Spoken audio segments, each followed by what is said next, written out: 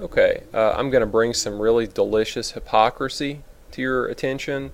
The culprit is the NAACP, and they've said that minorities, people of color, blacks should not travel to the state of Missouri because bad things might happen to them if they do.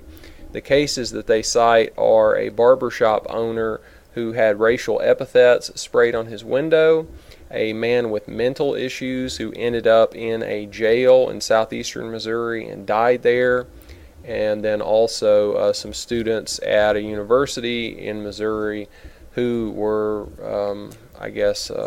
called bad names. Racial epithets were used against them. So instances like that, maybe not limited to those, but including those, have caused the NAACP to issue an advisory. Now, what the NAACP hasn't issued an advisory for is for the city of Chicago, which records, I think, 500 homicides a year now. The per capita rate is also out of control. It's not just the overall rate, but also for how many people there are. Most of those homicides are black on black crime.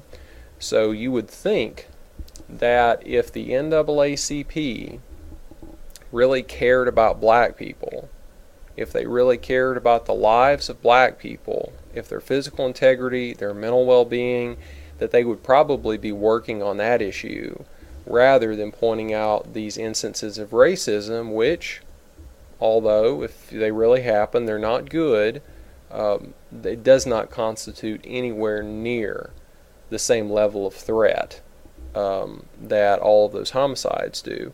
And it's not just Chicago, it's New Orleans, it's Memphis, it's every other city that has large urban populations of poor black people suffer from those high homicide rates. So I just don't get it. Maybe you can explain in the comments, if you understand something I don't, why the NAACP is singling out the state of Missouri as apparently an unsafe location for black people and minorities to go to.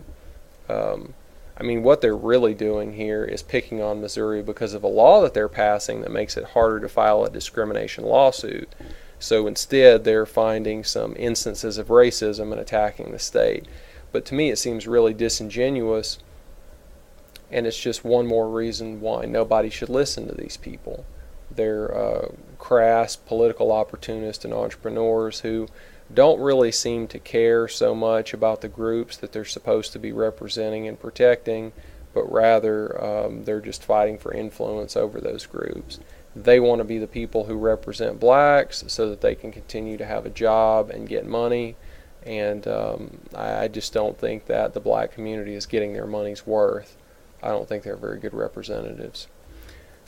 Again, thank you for your time. Please comment.